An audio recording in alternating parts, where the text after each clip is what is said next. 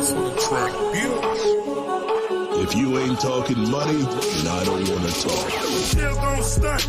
Diamonds look like they glowing. 50 stacks off singles, I make it look like it's snowing. Treat them like jack boys. Catch them slipping and slam them. Treat them like jack boys. Catch them slipping and slam them. Then them still gon' stunt.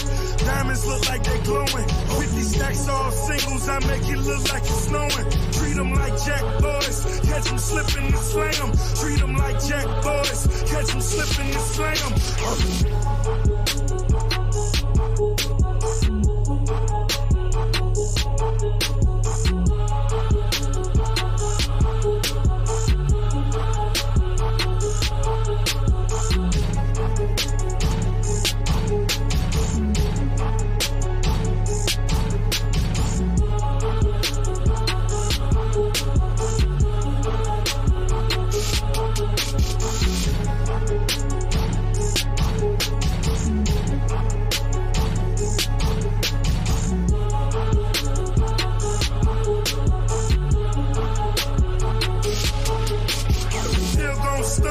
Diamonds look like they glowing.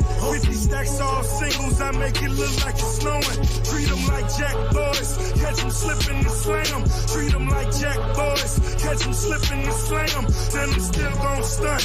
Diamonds look like they glowing. 50 stacks off singles, I make it look like it's snowing. Treat them like jack boys. Catch them slipping and slam them. Treat them like jack boys. Catch them slipping and slam them.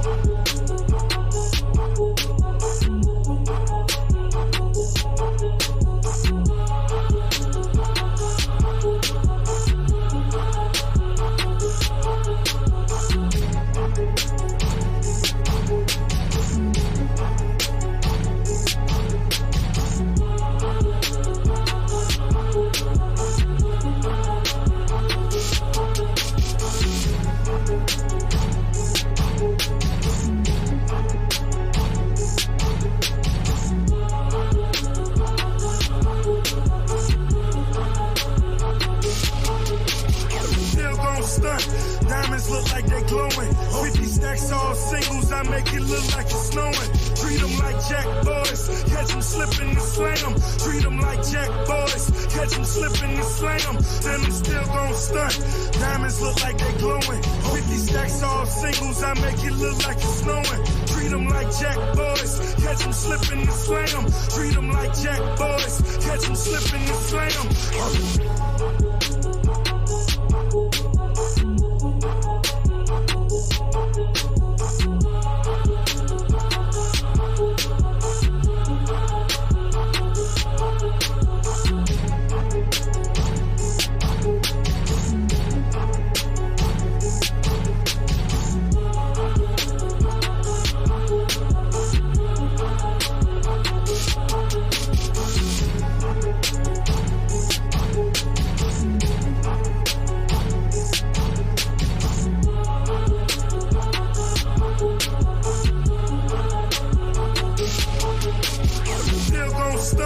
Diamonds look like they glowing. 50 stacks off singles, I make it look like it's snowing. Treat them like jack boys. Catch them slipping and slam them. Treat them like jack boys. Catch them slipping and slam them. Then them still gon' stunt. Diamonds look like they glowing. 50 stacks off singles, I make it look like it's snowing. Treat them like jack boys. Catch them slipping and slam them. Treat them like jack boys. Catch them slipping and slam them.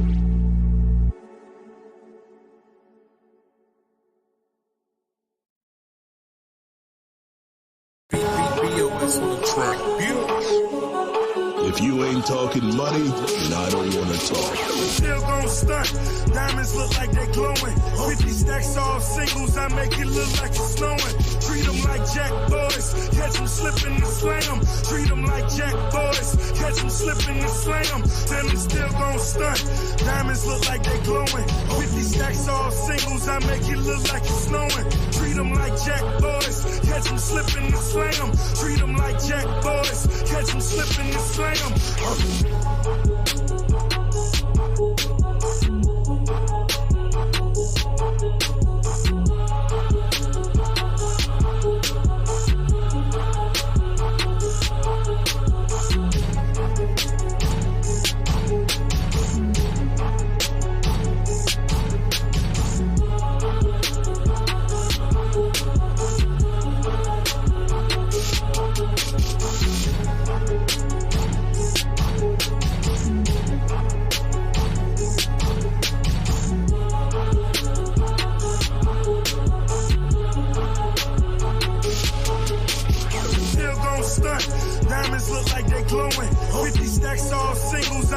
look like it's snowing. Treat them like jack boys, catch them slipping and slam. Treat them like jack boys, catch them slipping and slam. Then I'm still gon' stunt.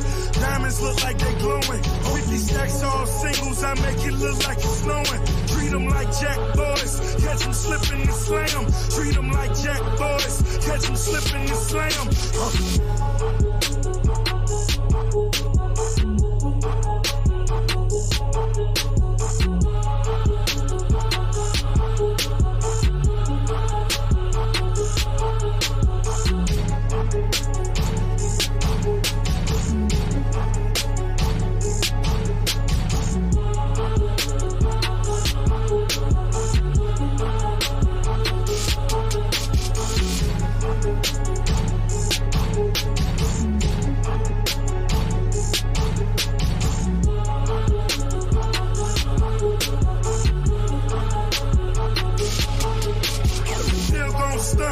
Diamonds look like they glowing. 50 stacks all singles, I make it look like it's snowing. Treat them like jack boys, catch them slipping and slam. Treat them like jack boys, catch them slipping and slam. Then I'm still gon' stunt. Diamonds look like they glowing. 50 stacks all singles, I make it look like it's snowing. Treat them like jack boys, catch them slipping and slam. Treat them like jack boys, catch them slipping and slam.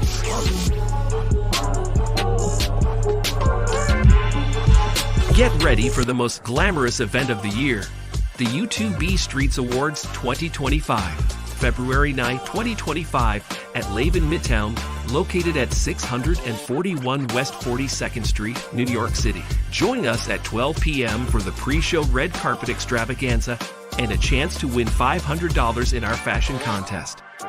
From 2 p.m. to 4 p.m., enjoy the gold tier experience with speakeasy confessionals, press interviews, and premium cocktails. At 4 p.m., the platinum tier includes performances, a comedic host, an award ceremony, dinner, and gift bags. From 8 p.m., the diamond tier features a VIP after party with a DJ, aerial dance, fire performances, and gift bags. 24 YouTube categories, and many nominees. Can't attend in person? Stream the entire event live on Hush and Move Media via Uscreen for just $9.99. Get your early bird tickets before September 15, 2024. Visit now. Be a sponsor. Be extraordinary. Be there. Be great.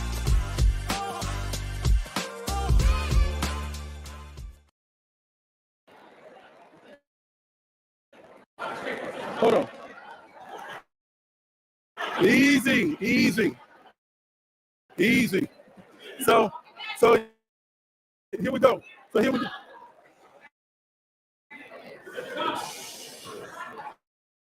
Look at your neighbor and say, neighbor, it's gonna work out. What's happening in Chicago right now in the migrant crisis? We're looking at warehouses being used, police stations, schools, libraries, all of these different places. I want to give you a little bit of a background on how did we get to this point and where the federal government is and what's happening in Chicago. So this will be a deep dive. I'm not a flyby, and I can sit here and talk with you all night long. So this is what you got me here for, so I'm available. I'm not running. Okay. Where are the migrants coming from in this wave? The migrants in large part are coming from Venezuela. What's happened in Venezuela? The United States, after President Hugo Chavez came to power almost 15 years ago, he has since has died. He was a socialist and was doing a lot of economic reforms. There was a backlash against his government by the United States. So we started doing an embargo, blocking his oil sales. Then from there, we started the sanctions under the Trump administration. So what's happened in the last 15 years in Venezuela is they've had the equivalent of 3 Great Depressions. So this is one of the wealthiest countries on earth if they could sell their oil, but they've had the equivalent of 3 Great Depressions. So now over 7 million people have had to leave their country. Many of the people that you're seeing in these shelters and police stations had a house, had an apartment, had a place to stay. But because we've taken them out of the foreign exchange process, the United States government. You cannot use a U.S. credit card in Venezuela. They cannot sell their oil to the United States. They have suffered 3 Great Depressions. And because we're the only country in the region in the world that has a problem with Venezuela, they want to leave. And in turn, the bordering countries end up welcoming them and transporting them to the next city, all the way to the Mexican border. So from Caracas, Venezuela to Chicago, Illinois is 2,499 miles. You can walk to Caracas, Venezuela. You can drive to Caracas, Venezuela. You can bicycle to Caracas, Venezuela. You don't need to fly. You don't need to take a boat. It's one contiguous landmass is what I want people to understand. And then we're going to go into a deeper dive on how did we get to this current challenge. The migrant crisis timeline starts when Hugo Chavez is elected. There's repercussions.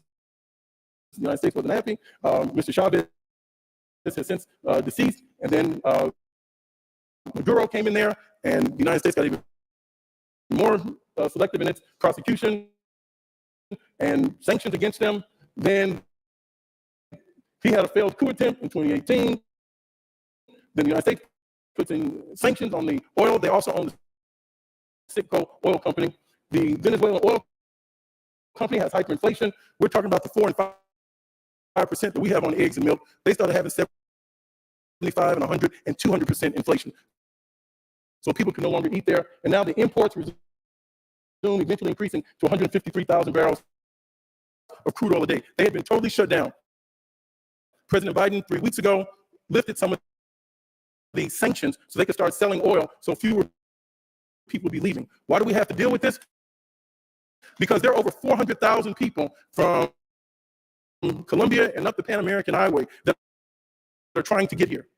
So this is only the beginning of the wave. We're going to talk about it a little bit more. In Venezuela, highly dependent on fossil fuel, the sanctions have contributed to their economic hardship, and their inflation rate has been hovering around 300%.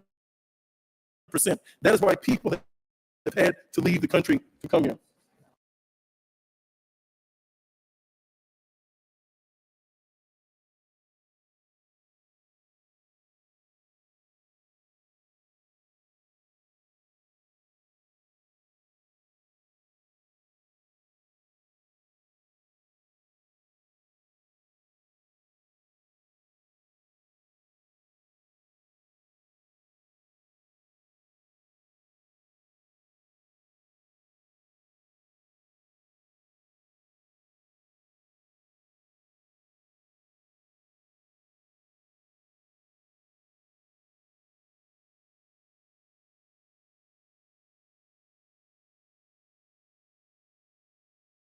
The impact on the city of Chicago and our region specifically has created more social unrest. There's been a disruption of public services. I, like many of you, have gone into a police station, and it is simply awful. That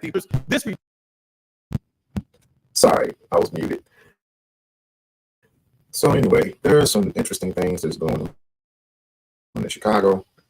The city is under siege with gang violence and the migrant crisis. So, and this mayor, Mr. Jackson, not this guy, but the other guy, he's under siege. And I just wanted to cover this because this is quite interesting. Check it out. Reduces the amount of time from which the police can leave and get to our houses when we're experiencing crime. This is why we all have to deal with this here. The last part is the uncertainty of the next steps. I was with Mayor Johnson this past week in Washington, D.C. He asked the president's chief of staff for $5 billion in additional funding so that we can offset this, not just for Chicago, but the 6 urban markets that Governor Greg Abbott is sending migrant populations to.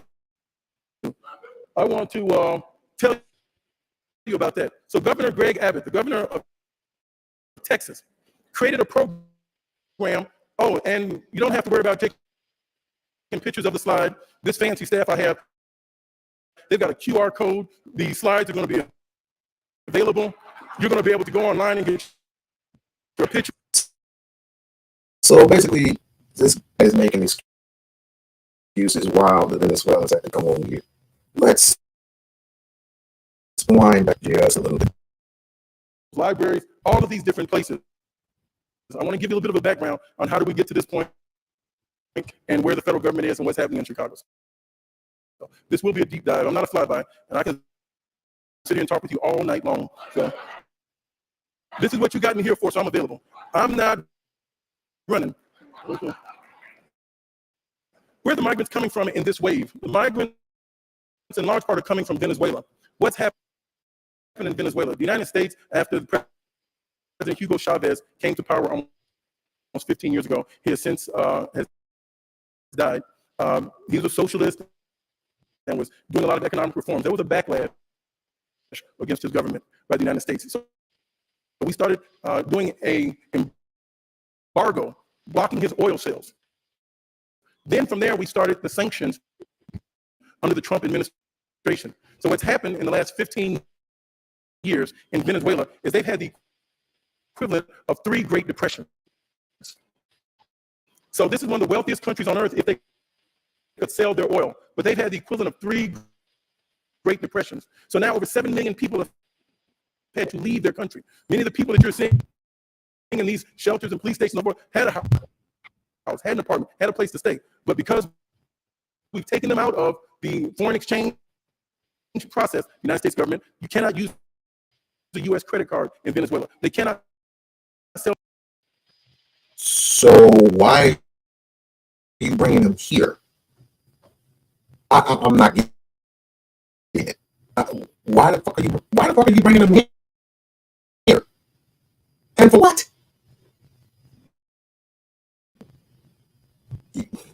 Maybe I'm missing something. Sell their oil to the United States. They have suffered 3 Great Depressions, and because we're the only country in the region. So for 3 Great Depressions under us. Keep your ass in check. Keep your asses in check. If this is what I'm hearing, but now you're sending them over here to take over apartment buildings, taking over Chicago, taking over New York.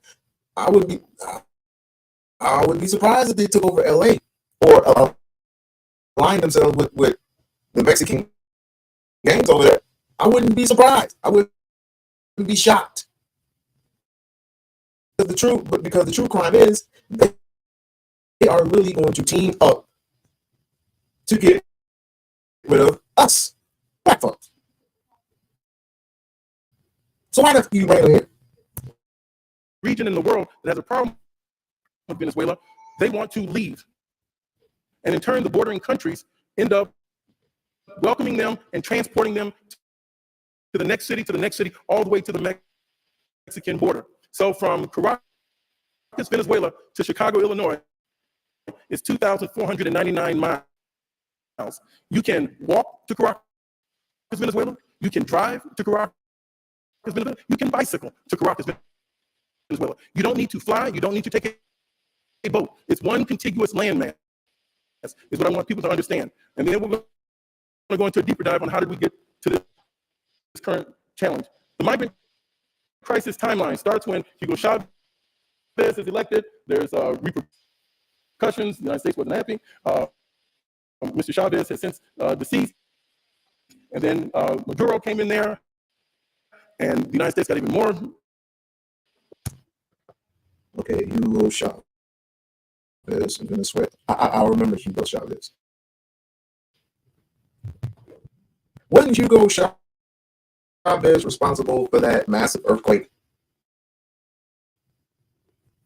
I might be wrong. Wasn't he responsible for that massive earthquake that happened? No, I'm not earthquake, but the levees going down. Wasn't he responsible for the levees going down in New Orleans?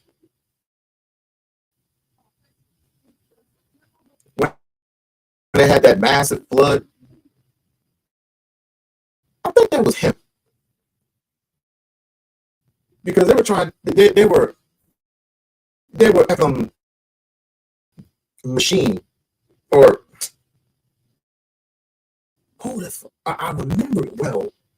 Who must said it himself? What was that?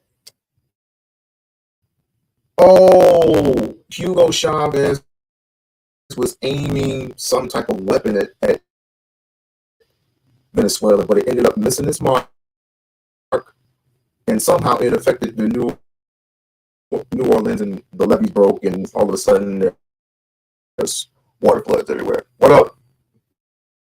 What up, B? So Hugo Chavez is president. I don't even know who the hell all these other presidents are. This is world leading rate 75% from 2014 to 2021. Hugo Chavez is succeeded by Nick something. Okay. So again, my question would be to you is, why are they coming here?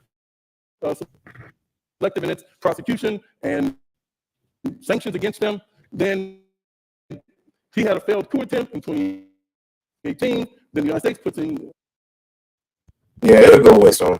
Sanctions on the oil. They also own the Citgo oil company, the Venezuelan oil company. Yeah, everybody's starting to have that little crackle.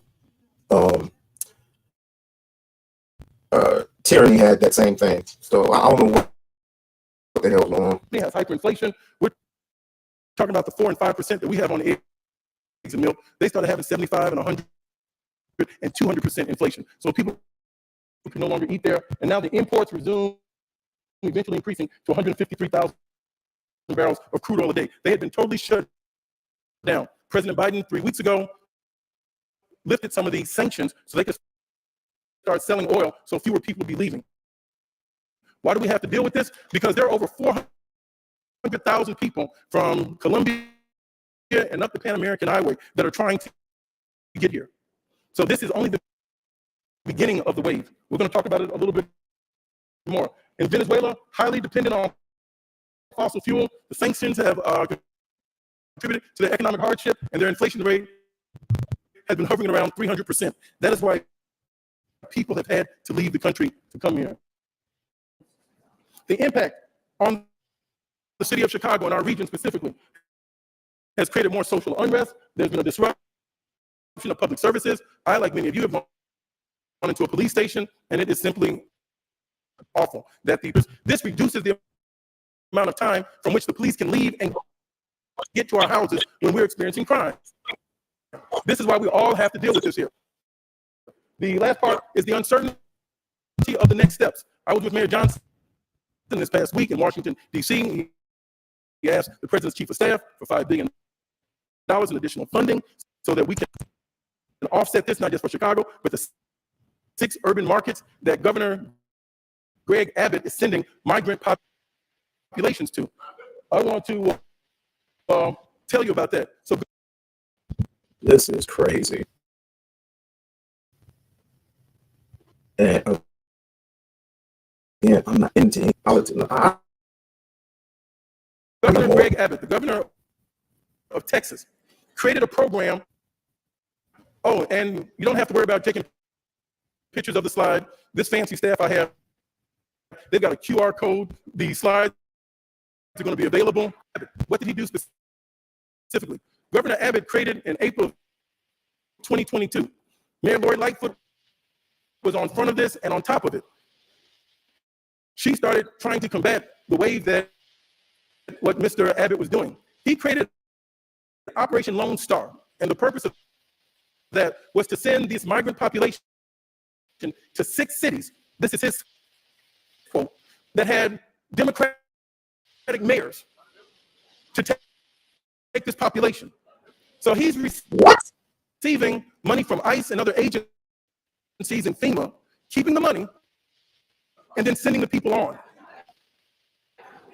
I sent out a letter 3 weeks ago, asking the Department of Justice and the Department of Homeland Security to investigate Governor Greg Abbott on child smuggling.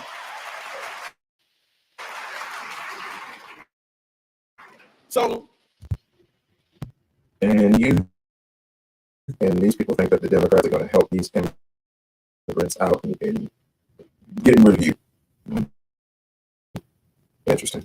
We first have to protect children. There are some seedy elements that are now coming around these police stations. Some people prey on children and prey on vulnerability. This is a portal. This is an entryway to prostitution and sex trafficking. I want it to stop. When we have children and families, then why are you sending their asses over here? Because it's going to lead to not only sex trafficking, but organ trafficking. Sleeping outside in 30-degree weather. You and I are walking as fast as we can to a bus shelter, to the train, or to our car. We don't want to stay outside in 30 degrees. They come from a region in large part that 60 degrees is cold. They've never experienced anything like this. The reason I'm bringing this up, and I can mention this on this Sunday, our scriptures have a lot to say about the strangers, the migrants, and the refugees. So I don't want our community to turn on one another. We're going to see our way through this, but I want us to be informed as to what's going on. We're going to collaborate with our elected officials. Maybe there's some things that they have in the works I don't know about, things that I'm doing. See, this is the thing. See, it's either YouTube or it's Google that's fucking. It's messing up. They really need to fix this shit. They really do. I'm not going back and forth over this again. But almost everybody's dealing with it, so I can hear it perfectly well. But basically, why are they coming? I don't get it. I don't get it. This is the reason why I asked. I'm really contemplating on voting for Trump. I'm contemplating. I don't want to do it because I don't want to be a hypocrite. I don't want to be a hypocrite. And worse, I don't want to be a fool. Two lesser evils, my ass. I expressed to you, I'm not voting for either one. But Trump is looking good every single day, especially when he got shot yesterday. When he got shot at yesterday. His numbers are steadily looking good. I'm not surprised that they ain't shot through the roof yet. But that is utterly ridiculous. If Trump can pull it off, which I know he can, and he will pull this shit off though. Getting them out the country. For real. I need to share with them so we can have united force in front so we can share with you. I've asked all these elected officials to come out. I want to thank the ones that were available today. Others were available, but others were not available, but they sent representatives. Any other representative of an automatic office or state rep office I have not acknowledged. Will you please stand? I don't want to. I know there were some chiefs of staff. What office? Rodney Mosley. Thank Alderman Mosley. Yeah. So Ronnie Mosley's office. Alderman Yancey, thank him. Alderman Lamont Robinson had sent a representative, so thank you all. I want you to know where the resources are. We're going to collaborate with the elected officials. I've got a few action items that I would like to see them do, but let's go on into this housing. Currently, there are more than 68,000 Chicagoans experiencing homelessness in Chicago. We have to deal with both and. We can't have Chicagoans. I feel you, bro. I do feel you. Being stepped over. What you're doing is, I don't know. Honestly, you're voting for whatever you're asking for, whatever you're asking for, whatever you think that the country is having trouble with, having going to task, not making any promises of what they said they were going to do. If you're having problems with people with governors and other people on the job, and it's a whole bunch of stuff. But I basically are voting for one thing and one thing only. Are they either going to give us a land of opportunity to buy land with the money that they owe us? Are they going to give us an opportunity to buy land with the money that they owe us? Or, second thing would be, I would want this, but if this came to pass, then so be it. Give us a check of up to $636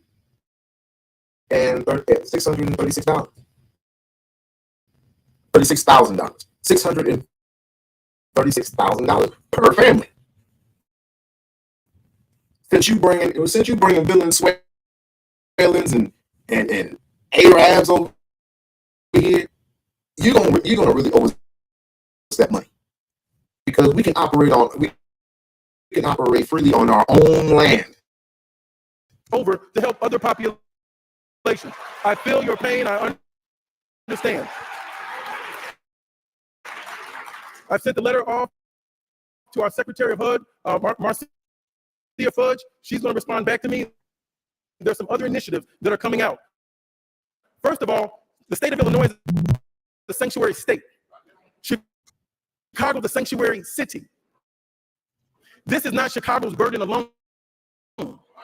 Some of these persons ought to be given the opportunity, both our residents and some of the migrants, to go to other parts of the state, to go to Peoria, to go to Moline, to go to Evanston, to go to Kenilworth, to go to Oak Park, go to some of the nice places as well. Go to Oak Brook. Everyone deserves a better shot at life.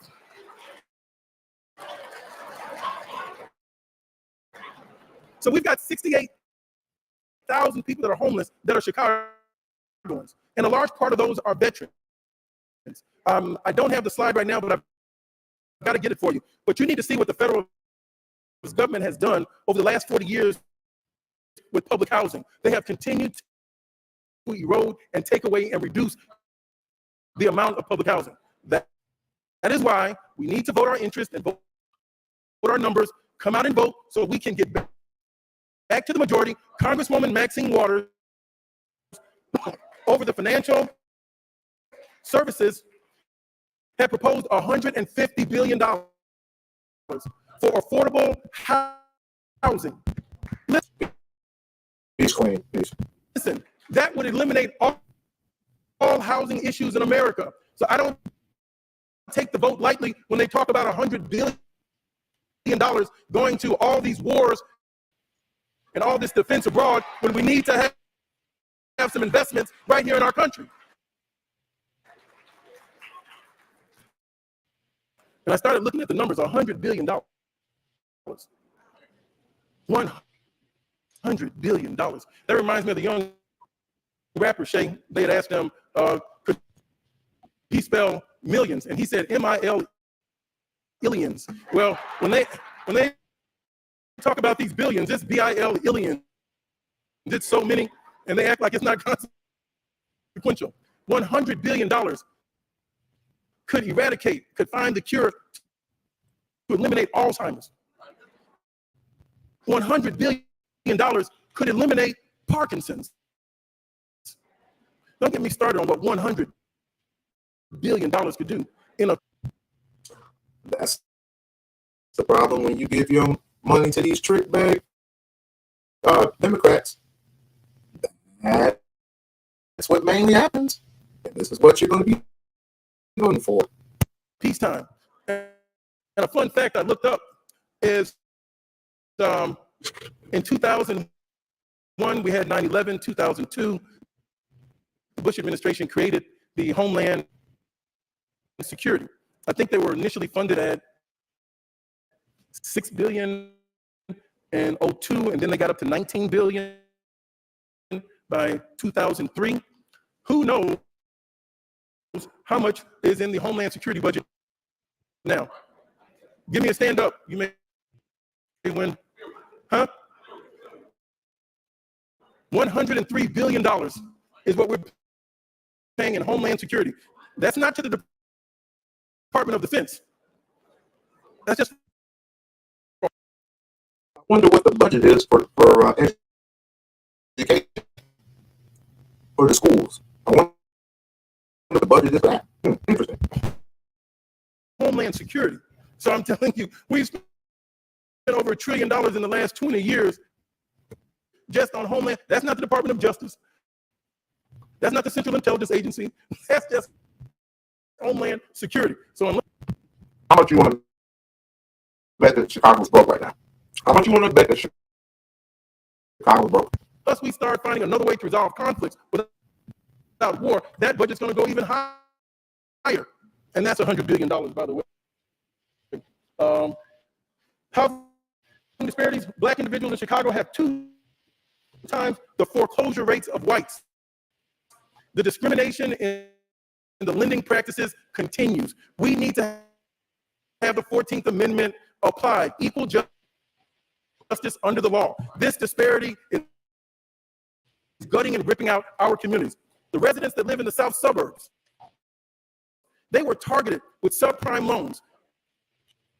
Subprime loans simply meant, and I first read about it in a Red Book report in 1993, the Federal Bank Reserve of Boston, and they described subprime as 3 percentage points or 300 basis points over prime. So we pay more money for less. Don't you think subprime ought to be less and shouldn't cost you more? You know what prime beef is? Come on, like subprime. Let's get What to the questions. happens 10 years later? Our population is shrinking. We have more walkers than strollers because they closed the elementary schools. Let me start. NPR reported from August of last year to December of this year, they will spend $252 million on the migrants. $252 million. 17,000 migrants coming to the city. And just in Chicago, if we just break that in half and they become families, you got 8,500 families. Hispanics have 3.5 children. I'm submitting to you, in one generation, just one generation, the black vote will be null.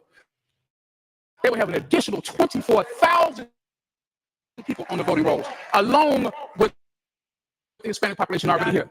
They're playing chess, and you all are playing checkers. You are damning our youth, our next generation, to poverty. Some migrants coming to the city. And just in Chicago, if we just break that in half and they become families, you got 8,500 families. Hispanics have 3.5 children. I'm submitting to you, in one generation, just one generation, the black vote will be null. They will have an additional 24,000. In other words, what he's trying to say is that you'll be a permanent underclass. With all the Venezuelans and all the Venezuelans coming up in here and splitting in droves, you would have been a permanent underclass. You can't find no job. You can't find no housing.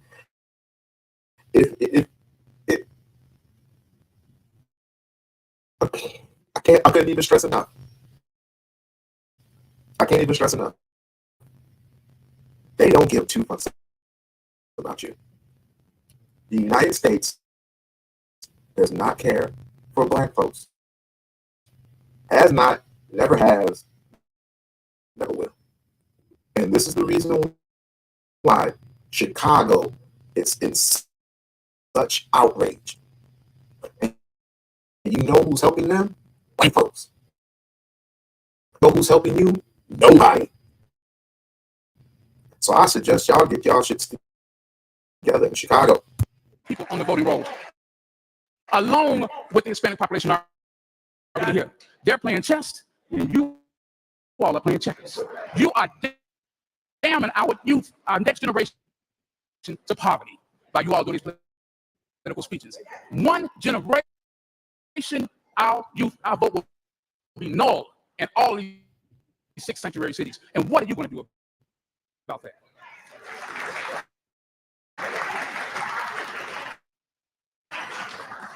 Thank you very much. The first thing we have to do is to make sure that those that are coming here unlawfully stop. I don't have anything to do with persons' reproduction levels. If people want to have more children, you certainly can. Second part is 2/3 of our hemisphere, speak Spanish. They're not Americans in general. So there's a natural balance of people that are non-English speaking in our own hemisphere that can walk up here all the time. The third part that we have to be very, very much concerned about is we can't lose our land and be moved off of it because of government policy. I'm already moving you off, sir.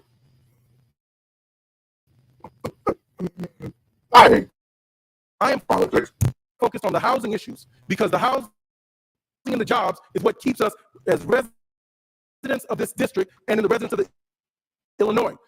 The first stat I threw out to you was 200,000 people, African Americans, that moved off our land in the first 2 decades. That's a federal issue. That's why I work with Congresswoman Maxine Waters. That's why we've introduced with the Congressional Black Caucus to have additional funding to make sure we have housing. I can't hear you, sir. What do you say? You can't hear what? I'm sorry. Sir, if you can come back to the mic, because what we will do, Congressman, is we will have. Let's let him finish his questions. You have not addressed the issue. Okay, I'm sorry. Wait a minute. You dance all around. Okay. You did not give any specific solutions on what you want to do. Anybody can stop. Okay, no, thank you. Let me ask you. Can you help me with the solution you'd like to see me do? Sure. I can help with the solution. I can be real. I give you one simple answer. Send them back. That's the only solution. That's it. Other than that, they will surpass us. It is math. It's simple math. They will overtake us in numbers at the rate that they have here. They cannot be U.S. citizens. You are dooming our next generation to subservitude. I'm telling you this. Okay. It's just simple math. I know, but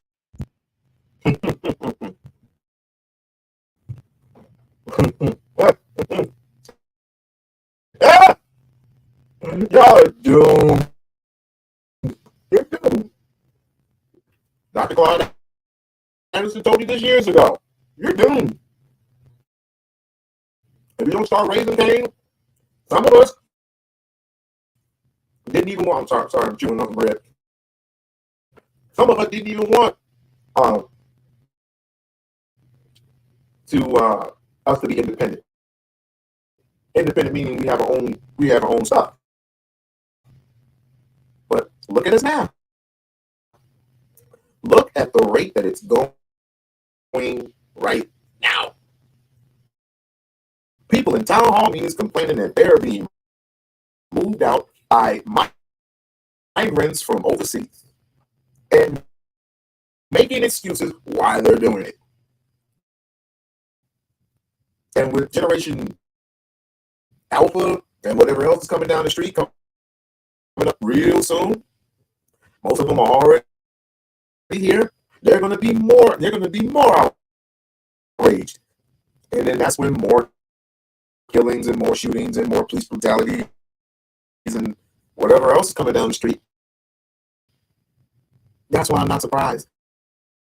And this is the reason why gentrification, people need to realize that gentrification is important. Gentrification is important because of the simple fact that they want to create order. And some of us is not here, quote, so to speak.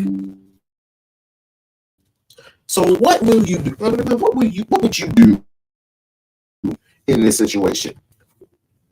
One person that I talked to, right, said, move where? Moved to Africa? We're better off here right now. We don't know much about Africa other than what we hear on the news or what we read. We don't know much at all. So where would we move? I wouldn't want to move anywhere else. Probably to Britain, but that's about it. Where would you want to move? You are better off here fighting and scratching and surviving. But you have to be organized. Or this is going to just continue to happen. Just going to continue to happen until there's none of us left. That's it. It's simple math. I'm very good at math. Let me share. The only solution. That's. I'm sorry, I can't question. Then we'll get back. You have not addressed the issue. Okay, I'm sorry. Wait a minute. You dance all around it. Okay. You did not give any specific solutions on what you want to do. Anybody can stop. Okay, no, thank you. Let me finish, my brother. No, let me ask you. Can you help me with the solution you'd like to see me do? Surely, I can help you with the solution. I can give you I give you one simple answer. Send them back. That's the only solution. That's it. Other than that, they will surpass us. It is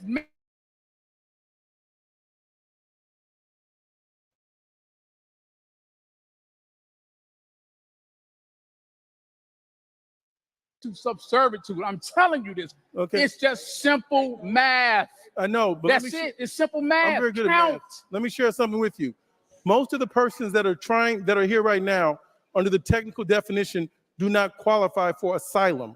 I'm not concerned about that. I'm concerned about the children that they have. They will be U.S. citizens, and they will have a voting block. All we have to do now is look at the Hispanic voting block they have now. They get everything they want. Look at our communities. You should see the schools that they have as compared to the schools that our children attend. It is simple math. Count. That's all you have to do. Okay, thank you. One generation. Thank you, sir. They had a refugee job fair, and it was put on by I believe it was Rogers Parks Chambers of Commerce.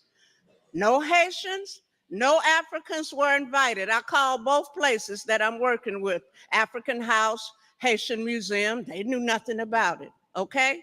Another case, they are going to, according to the University of Chicago, I attended a luncheon last week, and they had a representative there, a doctor, I can't pronounce her name. She's in mental health.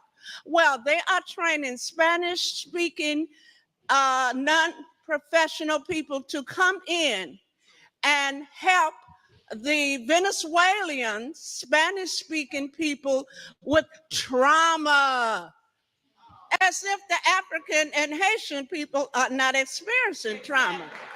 So I emailed her and told her that we would be very happy to be a part of that program to send our people there. I have not heard from her yet.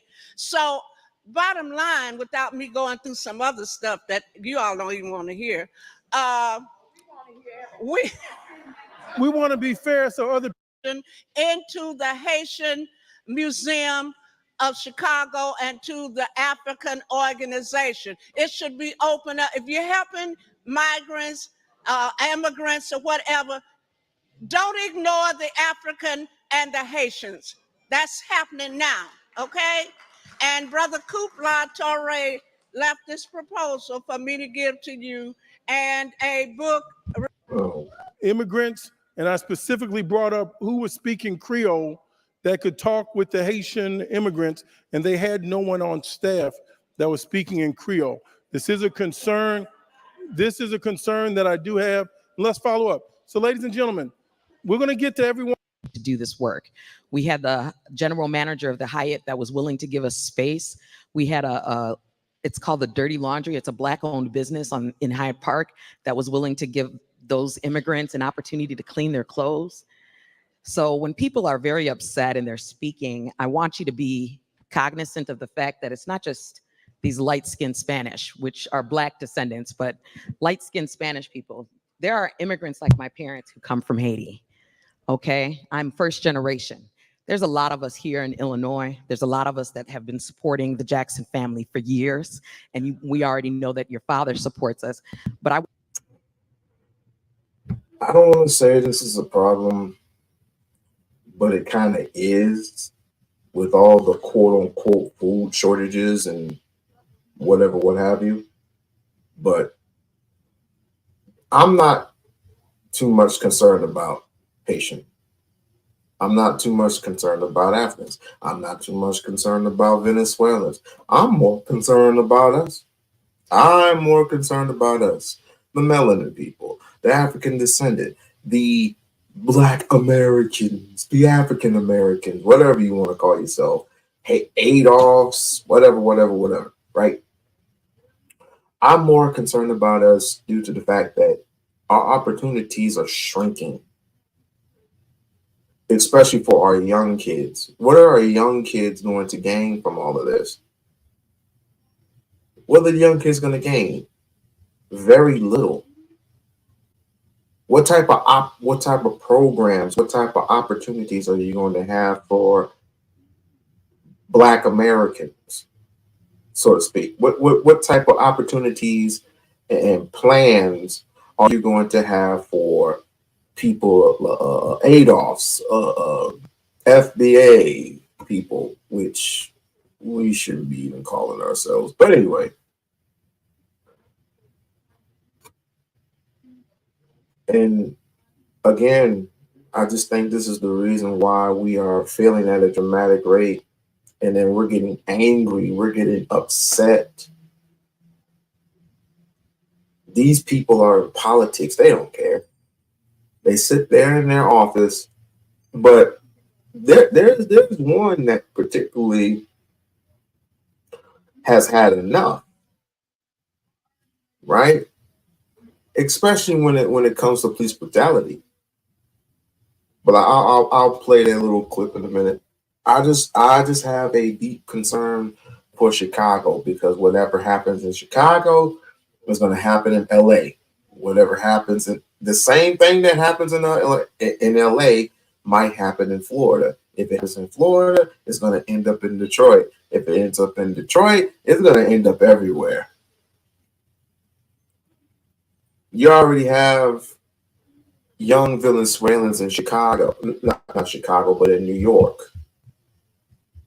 They spotted Venezuelans in New York, gang members in New York. I wouldn't be surprised if they went into LA. I wouldn't be surprised if they went in the city, places like Washington.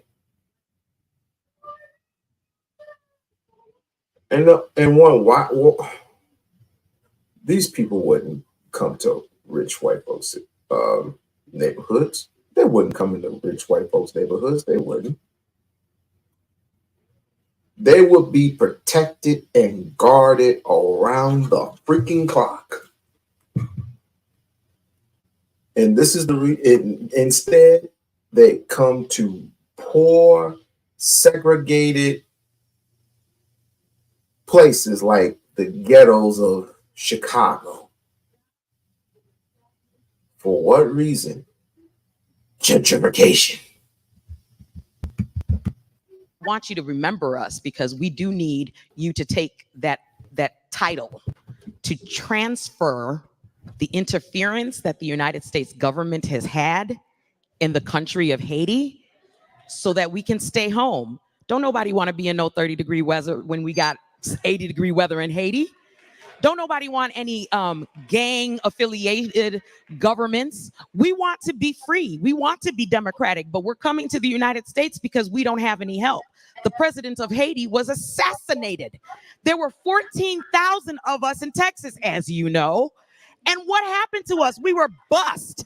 And when we were whipped with the horses, all of a sudden we weren't on the news anymore, and it was only the Spanish. So when we're thinking about these immigrants and these migrants that are here in Chicago, I don't want you to forget the Black ones, like my family, like my friends. I want you to take care of us. I want you to help us, and I want you to encourage other congressmen, other Black congressmen, to encourage the United States to stop interfering. We don't want to be here. We would love to stay home. So please, Congressman, if you can, do that for us. Thank you.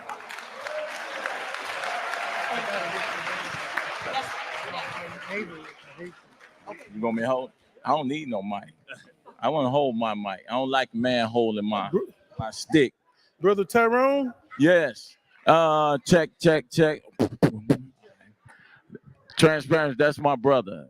That's my brother. We disagree, but that's my brother. I just want to say, anyway, what the sister said, I don't give a damn about no Joe Biden. So if that lady want to pass out something about that, that's her free will. Y'all can't be forcing democracy on people. She got the right, just like you got the right to say vote for Joe Biden. I got the right as somebody who represents formerly incarcerated person to say Joe Biden and Clinton 94 crime bill created that. And we haven't recovered from that. The only asylum seekers that's perpetually discriminated against in this country by everybody is formerly incarcerated people. They have 18,000 homeless ex-cons, yet they're around here talking about public safety. You don't even know what these men are. Then you let more ex-convicts in here in the name of migrants. But they want to tell you that it's this on the state, it's on the Republicans. All politics is local. In this state, don't let them fool you. From the top, from the lieutenant governor to Tony Prackwinkle to the mayor to the police chief to the state's attorney to the aldermen to the congressperson to the state reps, all are black. You got 150 elected black positions, and our communities look the way they look. And yeah, if I say something, if it's not with my brother, he just got there. They want to legislate for us without ever bringing us at the table. I did 21 years in the prison. What they gonna tell me about what we need? They ain't never spent one day in the cell. But they legislate for your nephew, cousin, and son. Furthermore, ain't no kids in here. Ain't no teenagers in here. Over 150 murdered young men from ages 16 to 24, and ain't no kids in here. That's the problem. You old people, y'all keep voting the same way, hook, line, and sinker, without ever holding them accountable. And the very babies gonna kill y'all ass. These kids are these little wolves. Hey, ain't nothing else nobody saying no more important than this. Hey, wrap your ass. Ain't nothing nobody saying more important than this. I'm tired of y'all playing games with these babies. These babies gonna start driving y'all, but they already doing it. They gonna kill you. I think y'all getting carjacked now. 60% unemployment rate for 18 to 24, and you got money for migrants. Hey, y'all, I'm telling y'all, stop letting these people run fast. It's a game being played, bro. Ain't no way. And how we got guns, how we got extended clips, 100-round drums, Glock 6, cocaine, heroin, and the weed, 99% of all dispensaries are owned by white men.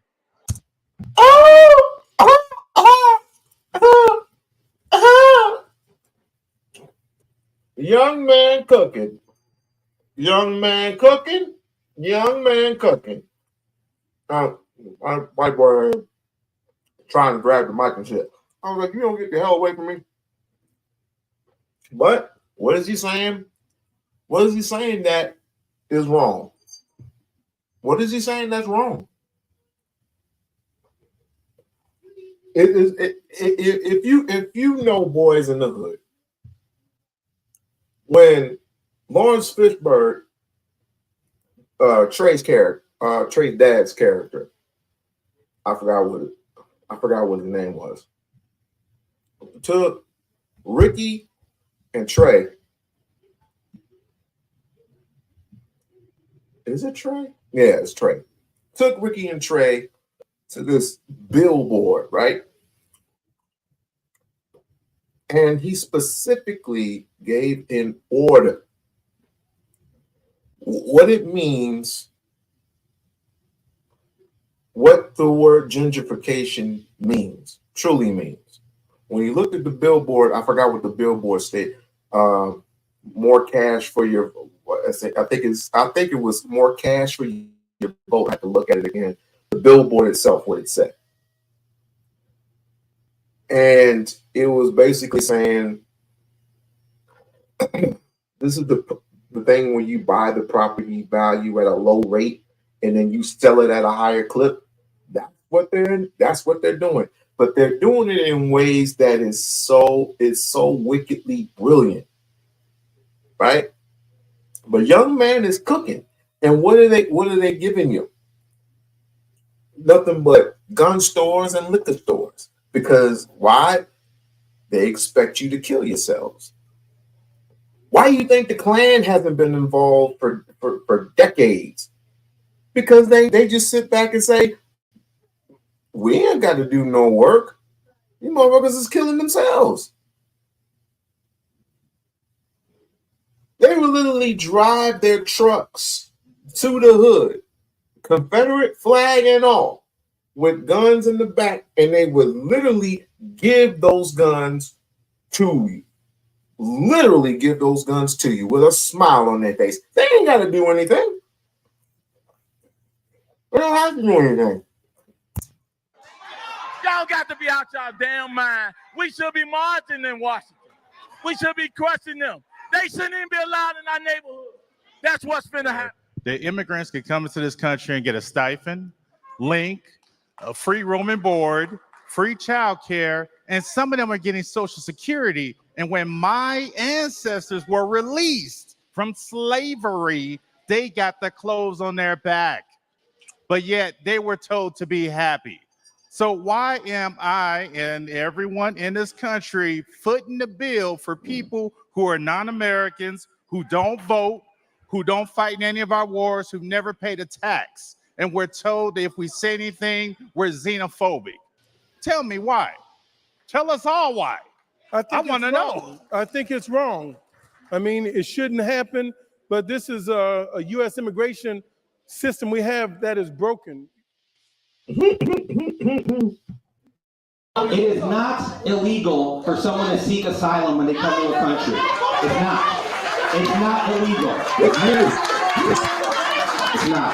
Second, I received a phone call from the mayor's office last Wednesday evening notifying me that the Lakeshore Hotel was going to be used to house migrants. This work for a year now.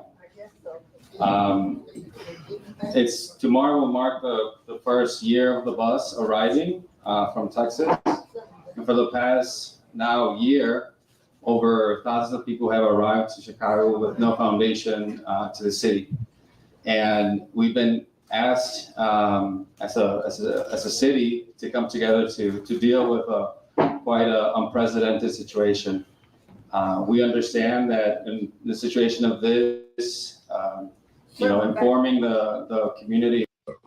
We're looking for shelters throughout, and we're asking the committee members to embrace helping decompress a lot of our stations. And, with numbers at 270, 100 plus. And right now, we have over 13,000 people here. We have 6,500 of them in shelters. 1,800 of them are minors. We have about 1,600 at police stations. It is an intentional attack meant to divide people here because they don't want to see a successful Democratic Party. They want to see the president reelected. They want to see Chicago look like a disaster.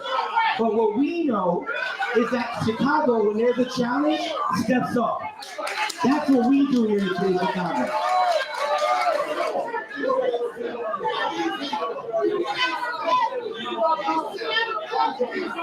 All right, look, hey, I thought we were going to have a orderly conversation. I want to know, are you going to do anything about parking and congestion from the additional people? Is there going to be any property tax? This is chaotic. This is very chaotic, but it's very, very interesting. Mm-hmm. What's going on in the city of Chicago? Migrants taking over the city of Chicago very, very soon. Now, the only thing I can tell you is you can defend yourselves legally and legally.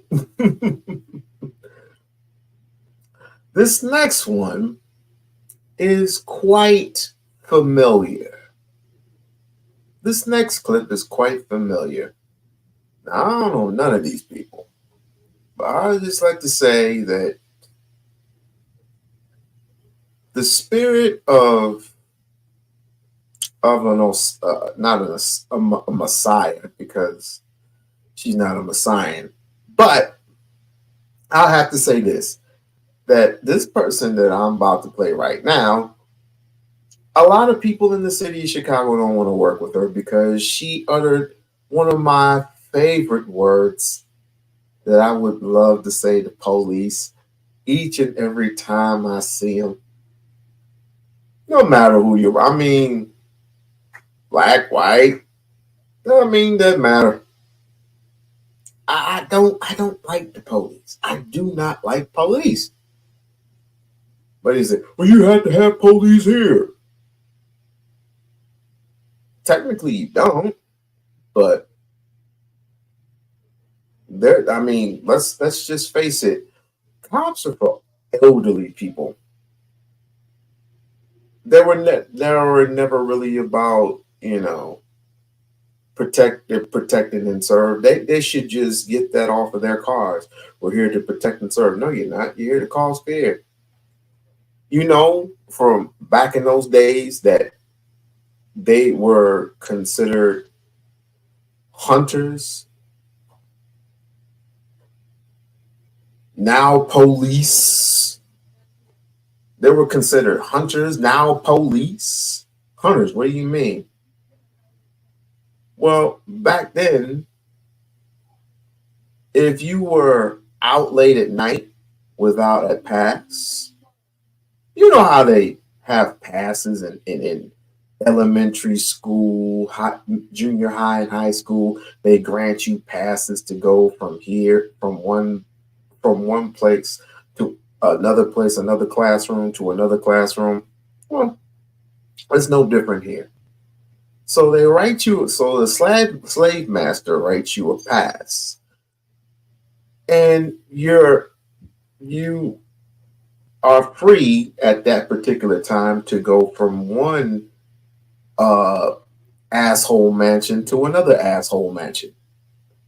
But if you are caught without a pass, that's 100 lashings or possibly death. That is 100 lashings or possibly death. Well, this lady here, might as well just pull up the clip. This lady here is quite interesting. Let's check her out.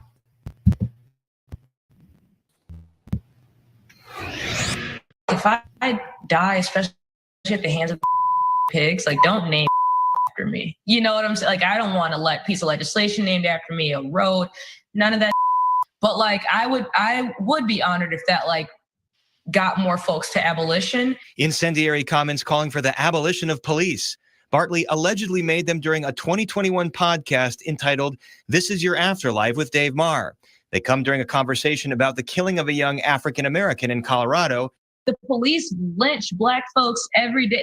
Shoot Black folks and brown folks and, down every day in the street. And there's still Black folks and brown folks who are not abolitionists, who are pro-police. Last week, Bartley's city responsibilities were reportedly expanded to oversee the mayor's legislative affairs team, in charge with lobbying city council in Springfield to support the Johnson agenda.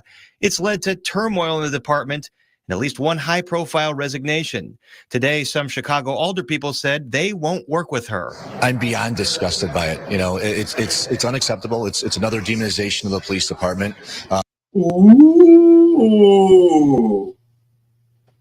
an old term, an old phrase. You don't have a problem saying the word nigga, but the word pig. I'm getting frustrated. I'm getting frustrated. How dare this woman? They worked on the 5th floor. How dare she utter that word? How do you think we feel? She should have been vetted a lot better before she's brought on as a staff member, especially on the 5th floor. That's a representation of our city hall, and it's unacceptable. And I definitely don't want someone so left-wing that we as aldermen can't work together to move things forward for our community. Fox 32 reached out to the mayor's office for reaction last night. In a statement, the spokesperson didn't directly acknowledge the comments, but said, quote, Kennedy Bartley serves the mayor and will be supporting the mayor's vision for comprehensive public safety. Under Mayor Johnson, the CPD budget has grown, and just last October, the mayor negotiated a 2-year extension of the CPD's collective bargaining that doubled scheduled Chicago police raises for this year and next. But that assurance not enough for 2nd Ward Alderman Brian Hopkins, who today called on the mayor to let her go, a call echoed by the 41st Ward's Anthony Napolitano. Should be fired immediately. Not even given time to resign. Fired immediately. Have her box waiting outside with all of her stuff in it at the front door of City Hall on her way out. The mayor's office did not make Ms. Bartley available to talk today. In all, at least 4 employees have left the mayor's legislative affairs team in the last week. This, as budget director, has instituted. I don't know why cops are so damn sensitive. You know that other word, pig, has been uttered more than a decade or two, but they don't obviously they don't feel what we feel when white folks utter the word nigga. Like I said, utter spook, block, kite, all them meaningful words. But pig, you have a problem with. Okay. All right. Sounds a little biased to me. All right. For entertainment purposes, just for some entertainment purposes, I thought we'd go to a different route. But first, we got to go ahead and pay some bills real quick. And if you have not gotten your tickets, if you wanted to go, there's still time left to go to the awards ceremony in New York, the YouTube awards ceremony in New York. Please go get your tickets. If you have any questions or if you have any inquiries, go to Shish Trish and she will give a little bit more details of how to process your tickets and everything. If you can't go, then there's always online, which I believe is like $10 to look at the awards online. So here we go. Get ready for the most glamorous event of the year, the U2B Streets Awards 2025. February 9, 2025 at Laven Midtown, located at 641 West 42nd Street, New York City. Join us at 12 p.m. for the pre-show red carpet extravaganza and a chance to win $500 in our fashion contest. From 2 p.m. to 4 p.m., enjoy the gold tier experience with speakeasy confessionals, press interviews, and premium cocktails. At 4 p.m., the platinum tier includes performances, a comedic host, an award ceremony, dinner, and gift bags. From 8 p.m., the diamond tier features a VIP after party with a DJ, aerial dance, fire performances, and gift bags. 24 YouTube categories. And many nominees. Can't attend in person? Stream the entire event live on Hush and Move Media via Uscreen for just $9.99. Get your early bird tickets before September 15, 2024. Visit now. Be a sponsor. Be extraordinary. Be there. Be great.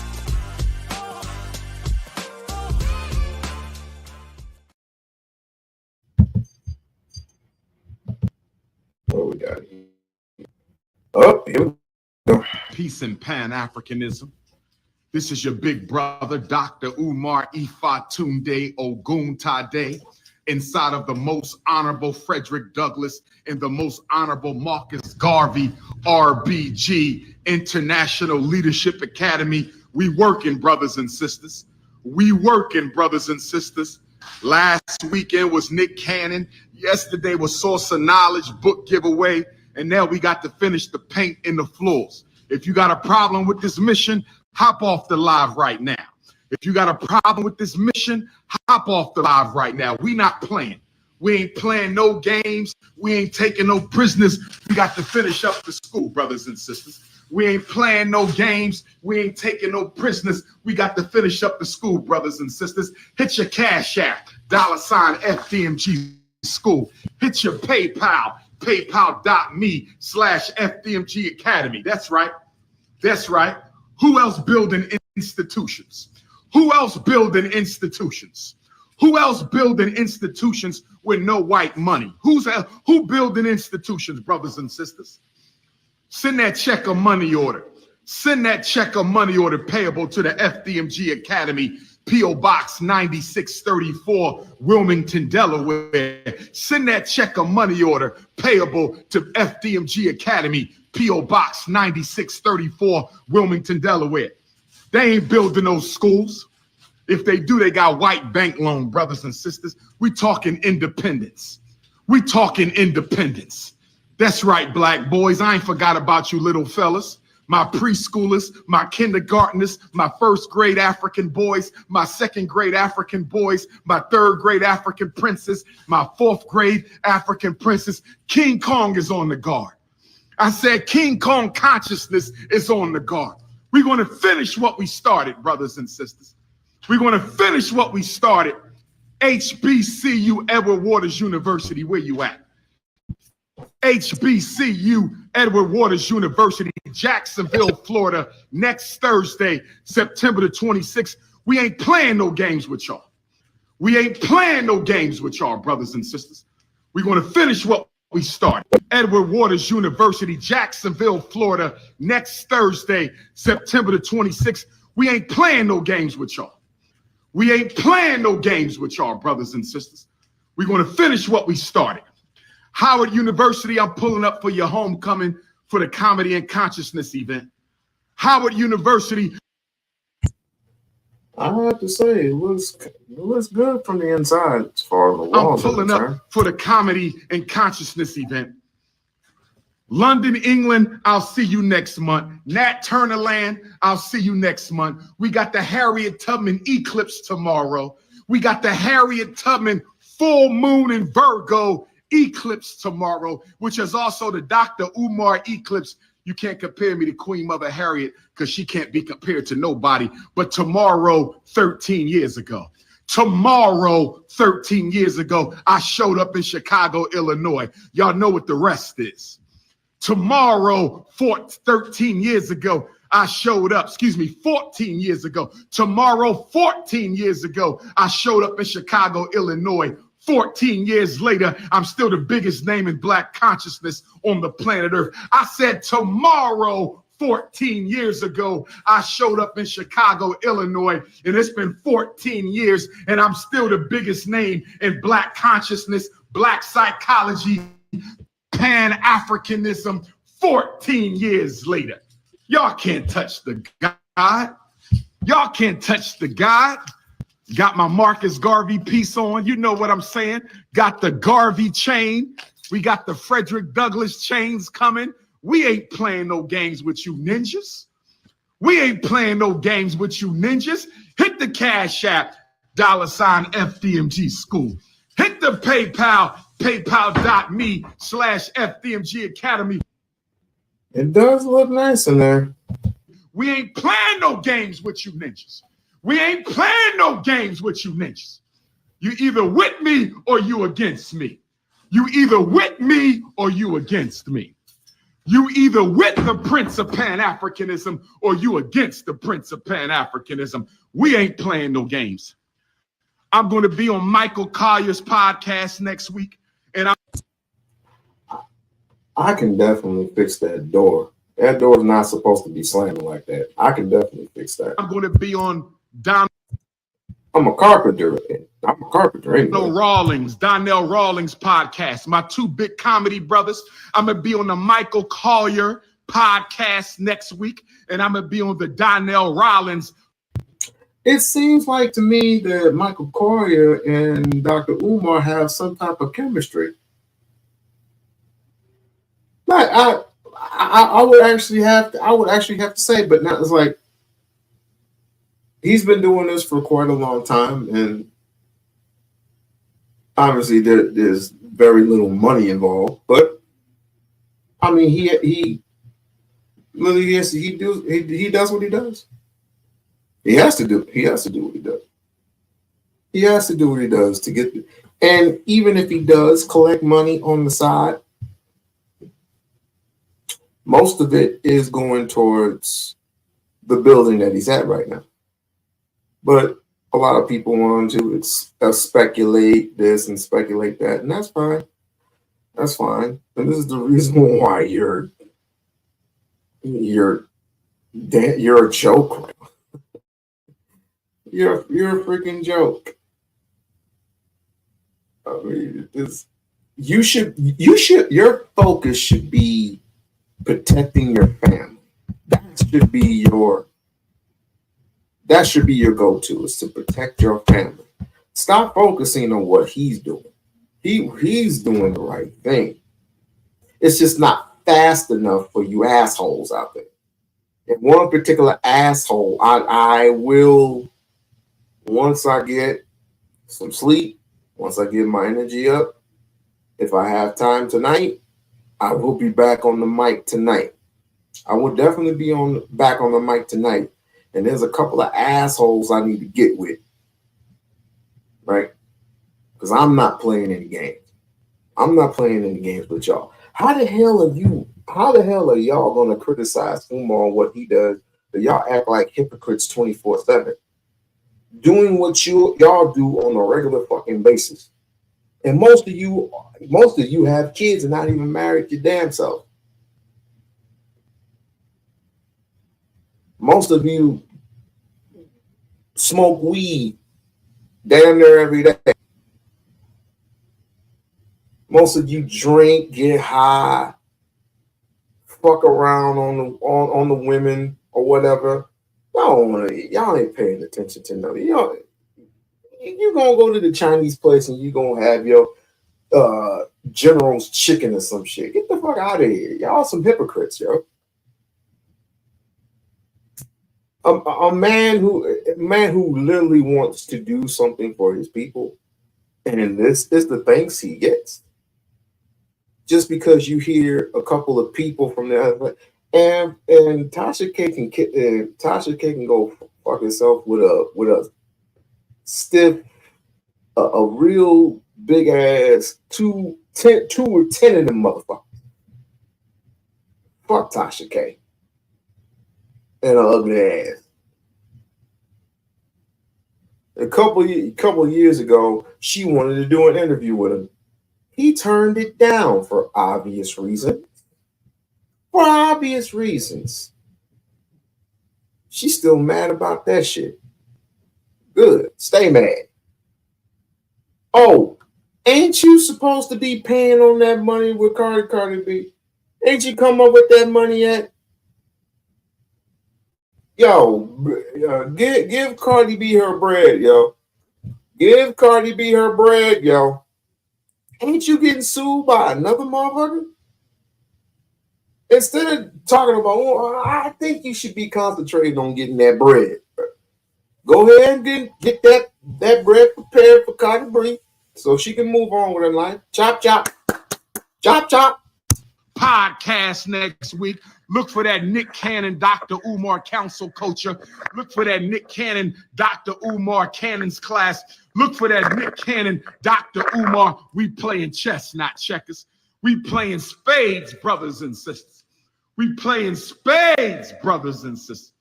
It's time to finish the school, brothers and sisters. Oh, yes. Oh, yes. Where them institutions at? Where them institutions at? Where them institutions at, brothers and sisters? Where them institutions at, brothers and sisters? Where them institutions at, brothers and sisters?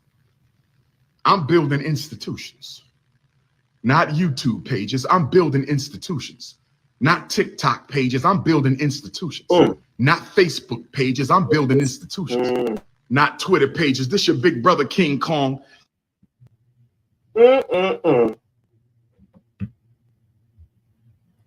Well, it is what it is, but he gonna keep doing what he doing, and we gonna keep doing what we do. And that's bullshit. Thus, you could take whatever, you could take this offer right now and you can put your money where your mouth is, or you can just shut the hell up. You can take this opportunity right now while you're opening your fucking mouths online. Take this opportunity and go help the brother out. Otherwise, shut the hell up. Shut the hell up. Now, as it pertains to Umar, because that's not the particular video I wanted to do, it's about treating your queens with respect. Listen in. Hacked out of Twitter, so I'm down to Instagram and TikTok. Go to my Instagram and TikTok, me/$FDMG School being Struggle Streamers Nigga Box 9634 Wilmington, Delaware. FD Umar will be speaking at 2 p.m. on Sunday at the Source of Knowledge bookstore in Newark, New Jersey, giving VIP treatment to our partner. Listen to me, brothers and sisters. Understand and overstand and understand the Prince of Pan-Africanism. We want VIP treatment from our partners, but we don't want to reciprocate the VIP treatment that we want. I want you to follow me on this. I want you to follow me on this. We want to be VIP'd by our baby moms and baby dads. We want to be VIP'd by our living partners. We want to be VIP'd by our fiancés. We want to be VIP'd by our husbands and wives, but we don't necessarily want to VIP them. Let me tell you what VIP means. Let me tell you what VIP means for the sisters and what VIP means for the brothers. I'm going to start with the sisters. Brothers, our sisters want the VIP treatment. Black kings, our sisters want the VIP treatment. Black emperors, our sisters want the VIP treatment. What does VIP stand for?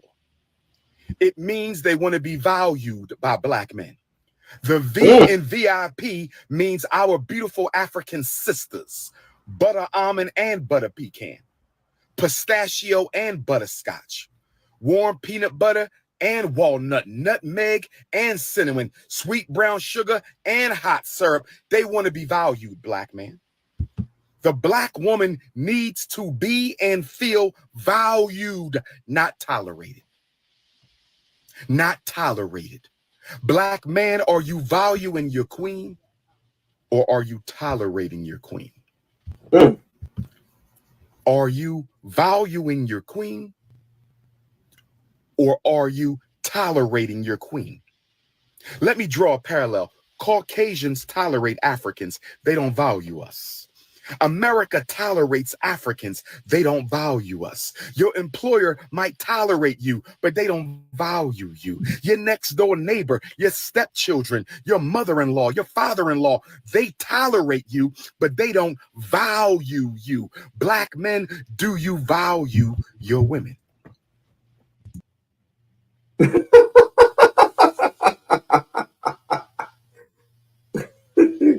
Is that supposed to be a question? Is that supposed to be a question? Well, let me give you an answer. No. There are those, but I'll put it to you like this. When you value more for yourself than you would do for your woman, then that's a problem. Because you're supposed to value more for your woman than you are for yourself. You got everything when you're independent, or you're supposed to get everything while you're independent. But now that you're not, I'm not saying that you're dependent on her, rather you're dependent on yourself, because you're supposed to be dependent on yourself. But rather, you want validation. The men always wanted validation. The men always wanted women to look up to them like they're some type of savior or something. The Lord is my savior. God is my savior. No one else. But it's good to have that brink of protection when it comes to your woman. She wants to be protected. She doesn't want an asshole. She doesn't want an asshole though. There's too many assholes online that expect too much from a woman. Too many of them. You know what the best way to know that a woman is being valued, black man? One of the best ways for a beautiful African queen. One of the best ways for a beautiful African queen to feel valued is through random acts of kindness. Black man, do you engage in random acts of kindness? I'm talking to my unapologetically African anti-snow bunny alpha males. I'm talking to my unapologetically African anti-snow bunny alpha males. Do you engage in random acts of kindness? Because if you are a black man who does not engage in random acts of kindness, I can almost guarantee you your woman does not feel valued. See, the mistake that we make as unapologetically African alpha males, because I am not talking to bunny hoppers. If you are a snow bunny hopper, hop off the live right now. I'm not giving you any type of advice for your snow bunny marriage. If you are a snow bunny hopper, it is against the laws of Ifatunde to be on my live trying to discern strategies you can use to make your snow bunny a happier woman. Get off the live right now. Get off the live right now. No snow bunny hoppers, no snow puppy hoppers. No snow bunny hoppers, no snow puppy hoppers. No snow bunny hoppers on my live, no snow puppy hoppers. So when is the last time you engaged in a random act of kindness? The mistake that we make as black men. The mistake that we make as black men. The mistake that we make as black men is believing that since we paid all the bills, and that should not be taken for granted. You pay the bills, you take care of your queen. That should not be taken for granted. But the mistake that we often make, because we've paid the bills, we often feel as black men that since there's so many brothers who cannot pay the bills, we often feel as financially abled black men, because we can pay the bills, we don't have to do anything else. If I catch a black man commenting on my sweat, I'ma block you. That is a very anti-masculine behavior. You should not be studying my skin, Negro. I'm not comfortable with that. This is an alpha male chat. If you not alpha, if you are beta, zeta, eta. Some of these cats is weirdos, man. If you're not a fan of somebody's, why would it behoove you to waste any of your precious time on somebody's life that you don't like? That makes no sense to me. Get your ass up off the live, beta males. Especially when it comes to a bald-headed Negro that talks like this. Old peanut head looking Negro. Old Sasha Banks looking Negro. Old Sasha Banks wanna be looking Negro in linen honor. Yeah, I'm talking to you. Looking like a male Sasha, looking like a male Sasha Banks. And if you don't know who Sasha Banks is, I suggest you look up.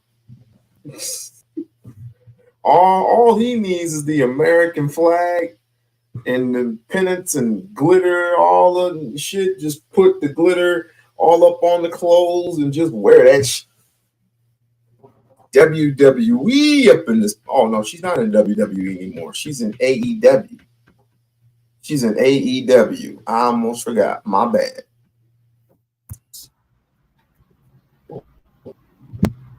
I'm under my Leo sun. Let me do me. The melanin is dripping. Is it against the laws of nature for my melanin to drip? Is it against the laws of nature for my melanin to drip? Because if it's not against the laws of nature for my melanin to drip, why are you commenting on another black man sweating? We need testosterone tablets. Somebody get the naturopathic doctors. Where are our vegan health experts? We need a serious testosterone alternative.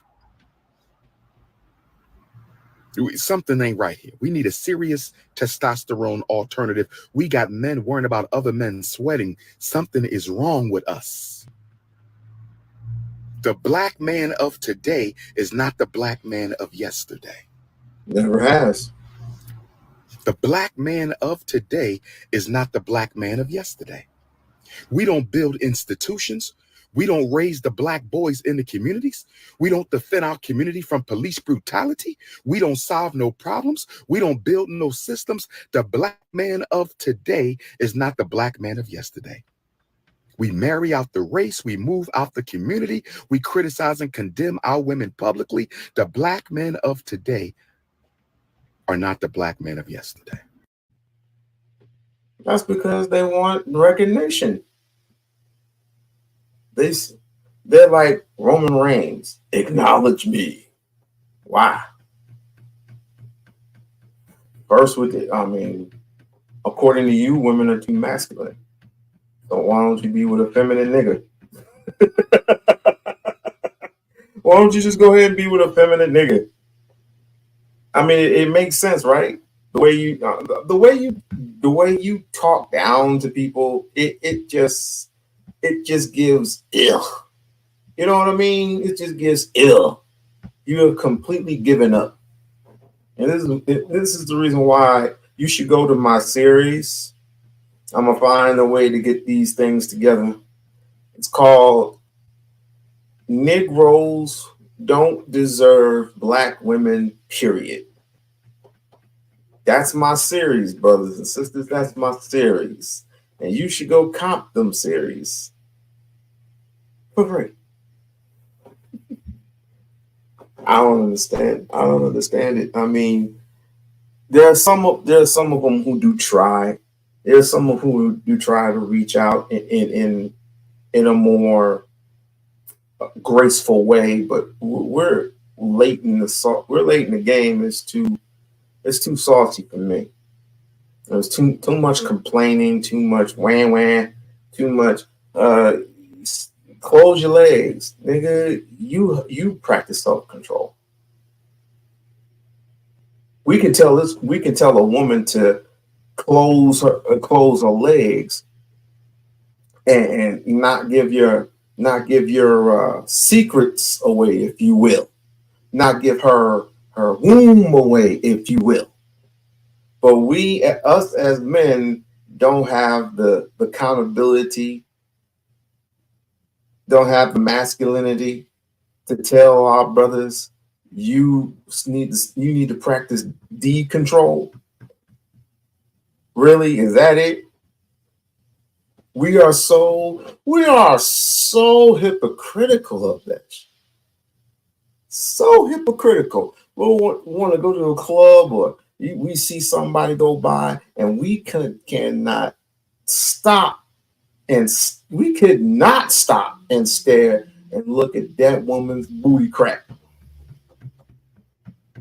She said, niggas be like, my face needs to be in that booty crack. What if she hadn't washed the ass yet?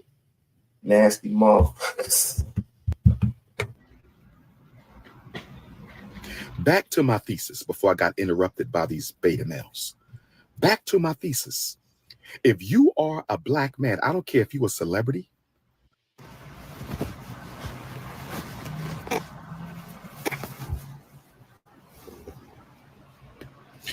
Brothers and sisters, my phone overheated and I had the VIP treatment, but we don't want to give the VIP treatment. Black men want to be VIP by their queens, but they don't want to VIP the queens. Black queens want to be VIP'd by the king, but they don't want to VIP the king. When I say black women want to be VIP'd, black man, the V in VIP stands for, the V in VIP stands for value. Do you tolerate your woman or do you value your woman? Do you tolerate your wife or do you value your wife? We're talking about black men need to start VIPing their wives. We're talking about black men need to start VIPing their wives. Do you tolerate your queen or do you value your queen, black man? Do you tolerate your queen or do you value your queen, black man? She needs to be valued. And the best way to evaluate whether or not you value in your queen is whether or not you engage in random acts of kindness. How much you want to bet that this video, well, this video already surfaced, but it's going to hit those who feel a different type of a way. And, of course, the chastising and the Dr. Umar's not married yet. He's not married. He hasn't came up with the school. He needs to open the school. That nigga ain't gonna open up the school. That nigga need to get married. He wanna fuck on Suki Hana. Blah blah blah blah blah blah blah. He wanna go on to the 20 and 1 whatever show that was, the pop the balloon type crap, whatever. If he wants to do it, then let him do it. If he wants to go out on the date, let him do it. If he was married, that would have been a different story. But the man is not married, he is single. He is a father with children.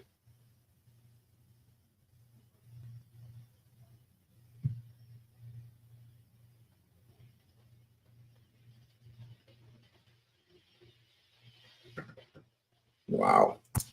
Black man, how often do you engage in random acts of kindness with your queen? Black man, how often do you engage in random acts of kindness with your queen? Do you show up with flowers every once in a while without even telling her?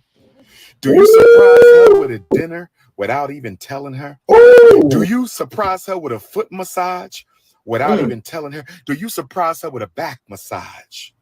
Do you know what men are gonna say? Why can't that bitch give me a foot massage? Why can't she give me a back rub? Why can't she wash my ass?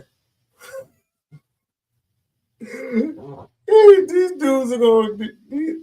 I never met a more sensitive ass man than today's men.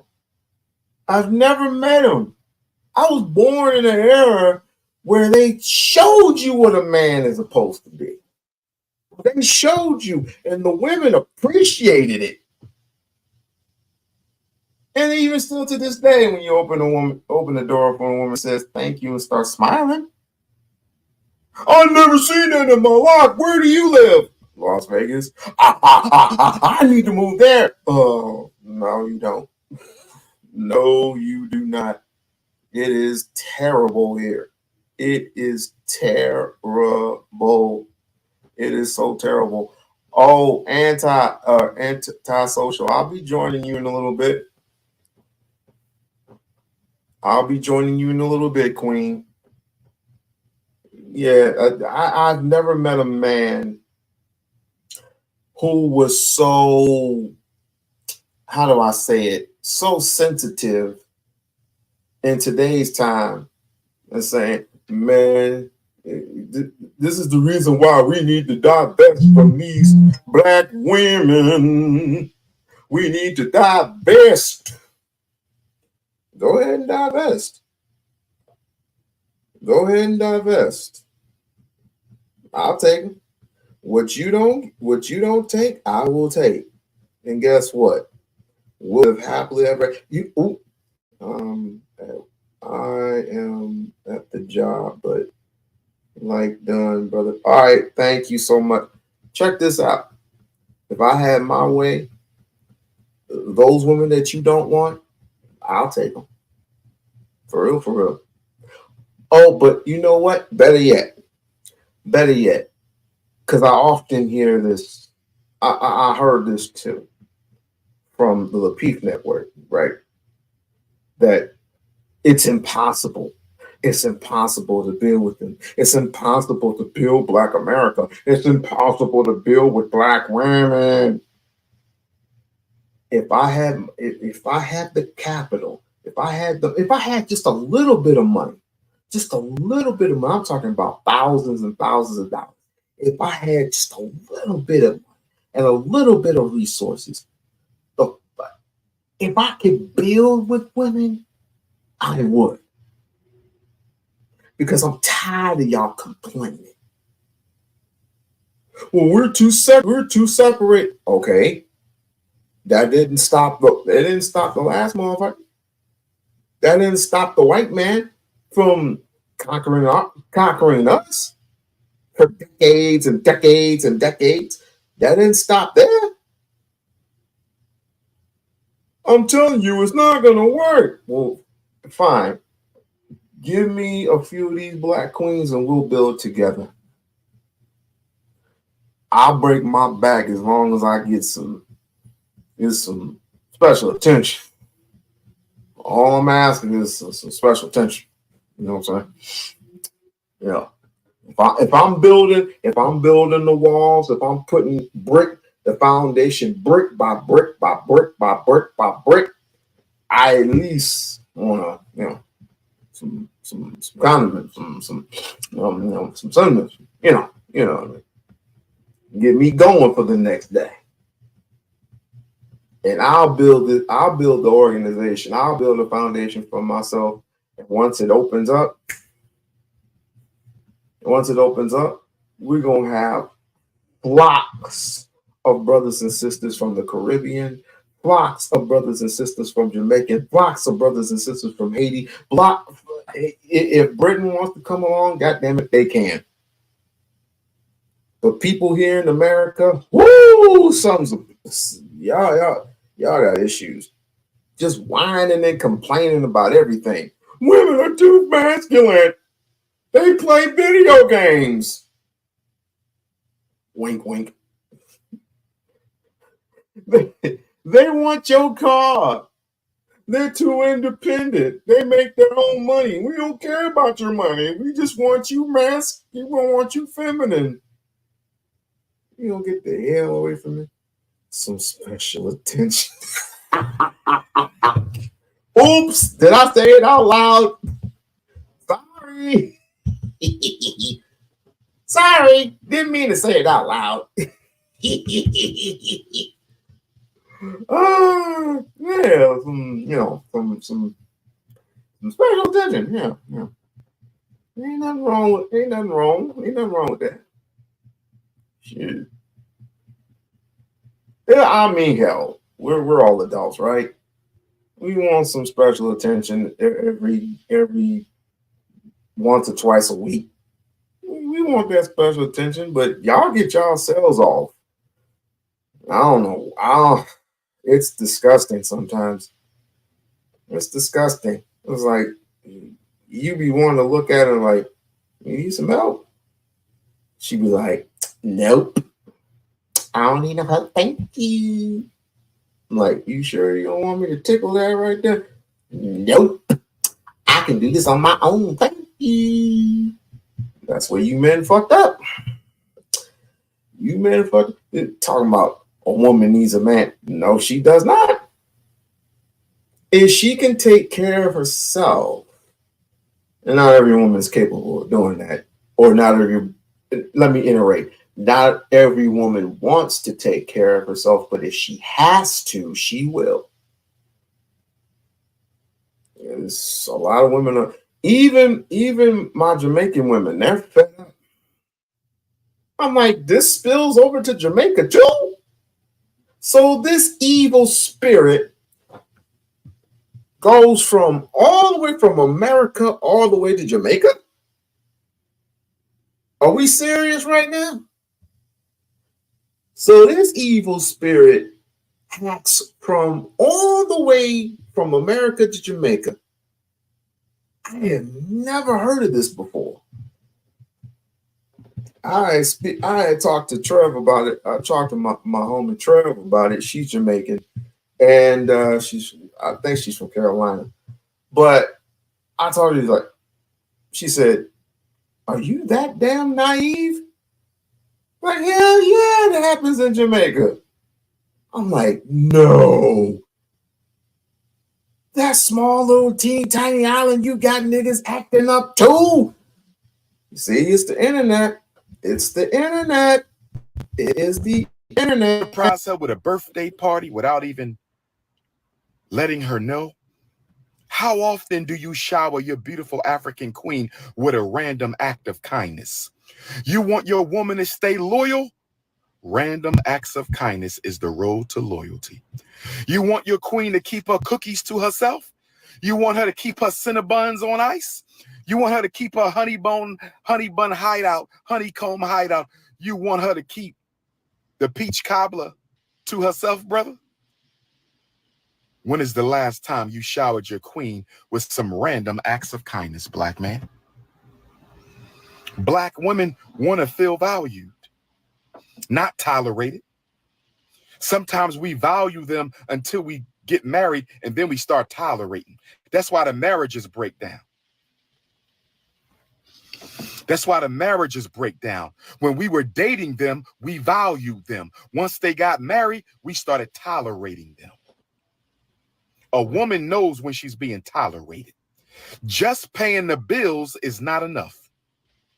Just paying the bills, the quickest way to lose your woman is to pay the bills and say, that's all I need to do. The quickest way to lose your queen is to say, I pay the bills and that's all I need to do. Man, who the hell is this panderer? Man, Umar's a simp, yo. Umar's nothing but a simp. Like, he got baby mamas. There's 2 baby mamas. Blah, blah, blah. I need for the fellas that aren't so sensitive to answer me this one question. Are you ever going to stop crying? Are you ever going to stop whining, arguing, bickering, bitching, moaning, fussing, fighting?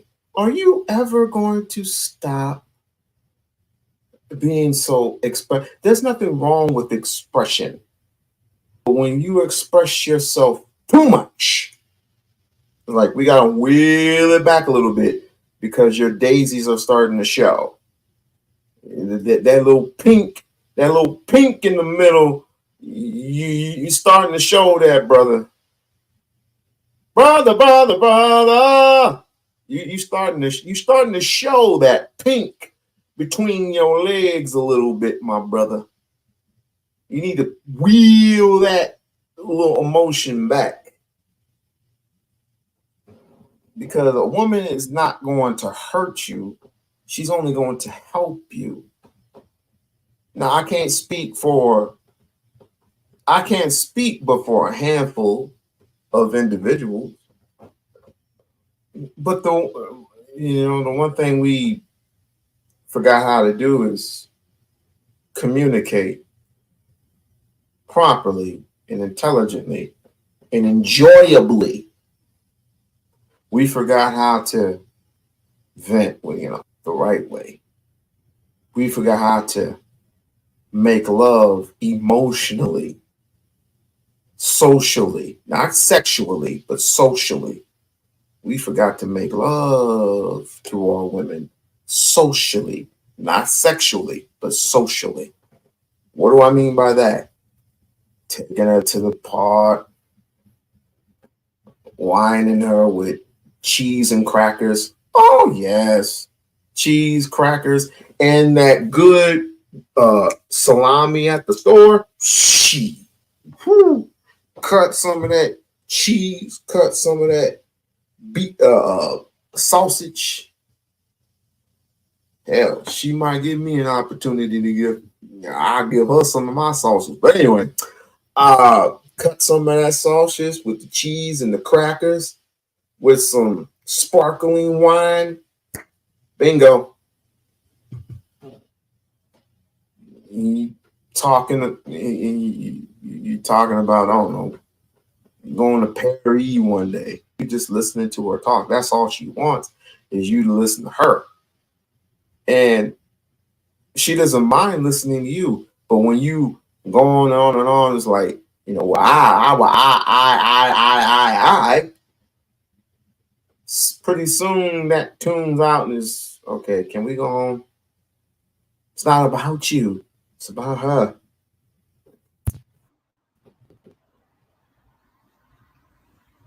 You should pay the bills.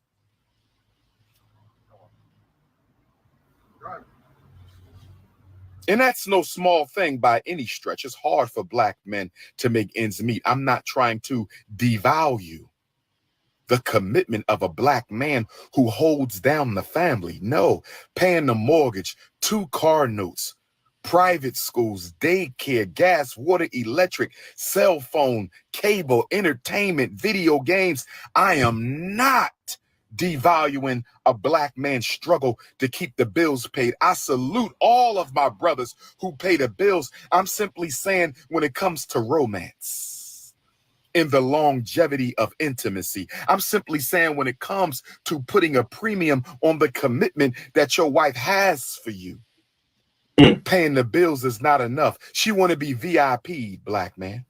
Your wife want to be VIP, black man. Your wife want to be VIP'd, and the V in VIP stands for, do you value your queen or do you tolerate your queen? Let's move over to the I in VIP. Let's move over to the I in VIP. Let's move over to the I in VIP. V, she wants to be valued. I, she want to be invested in. Ooh. Your black queen wants to be invested into. Black man, are you investing into your wife? Are you helping her become a better woman, better professional, better entrepreneur? Did you pay for your wife to take that entrepreneur class that they were offering at the university? Did you offer to give your wife the startup funds for that new business she's working on? Or were you jealous of the fact she doesn't have to depend on you anymore for her disposable income? Because some black men with low self-esteem, this is why you cannot marry men with low self-esteem, black women. This is why you cannot marry men with low self-esteem, black women. This is why you cannot, because when a black man has low self-esteem, the minute his woman gets her entrepreneurial game on, when a black man has low self-esteem, the minute his woman gets her entrepreneurial game together, when a black man has low self-esteem, the minute his woman gets her economics together, he start hating on her. He becomes a low-key hater of his wife, a low-key hater of his fiance, a low-key hater of his baby mom, a low-key hater of his partner. She says, I'm going to open up my own beauty salon. I'm going to open up my own restaurant. I'm going to open up my own dry cleaners. I'm going to open up my own internet cafe. I'm going to open up my own corner store. And he start hating. If you open up the store, who's going to take care of the kids? Well, don't you get home at 5 o'clock? If you open up the store, are you going to have enough time for this? If you start that business, are you going to have enough time for this? He's not worrying about the time with the children. He's worrying about you being economically free of his ass. Any black man who wants to keep his woman in economic slavery for fear of losing her, she was never yours to begin with, ninja. I'ma say it again. I'ma say it again. Any black man who is afraid of his woman becoming economically independent of him, you need your woman to be financially dependent on you in order for you to be secure. She was never yours to begin with, ninja. She was never yours. See, one of the contradictions that we as black men have to deal with, one of the contradictions that we as black men have to deal with, we complain about women needing us too much. We complain about having to pay all the bills. We complain about women not having their own spending money, their own disposable income. We complain about women being dependent, and then when she becomes financially independent of her husband, no longer needs you for her disposable income, you get insecure. Make up your mind, ninja. Do you want her dependent or independent financially? You can't have it both ways. Nope. You can't serve two masters, black man. Do you want an independent, financially independent woman, or do you want her to be dependent? And if you want her to be dependent, stop acting like her dependency is a problem. We just want you to shut the fuck up. Just shut up. You're man, you ain't nothing but a simp. You're nothing but a simp, Umar. You're a panderer. You want to fuck Sukiana. Yeah. We want our women to be feminine. That's what we want. We want our women to be feminine. Man, I'm sick of this shit. I'm gonna divest. I'm a divester. I like white women. Snow bunnies. At least they cling to my happiness. The snow bunnies cling to my happiness. They love me. Our black women don't love us anymore. They're not even a helpmeet anymore. They don't even want to make us grilled cheese sandwich. They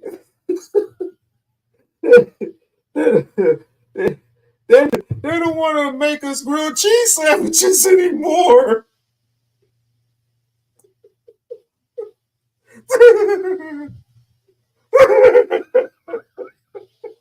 I'm sorry.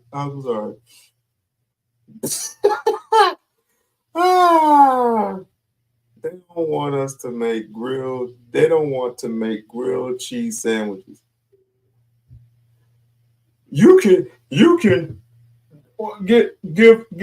give orders to your. You want. How do we say it? You want to get orders to your.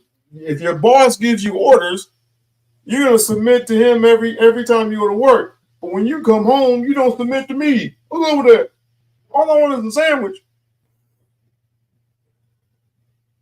Whatever, dude.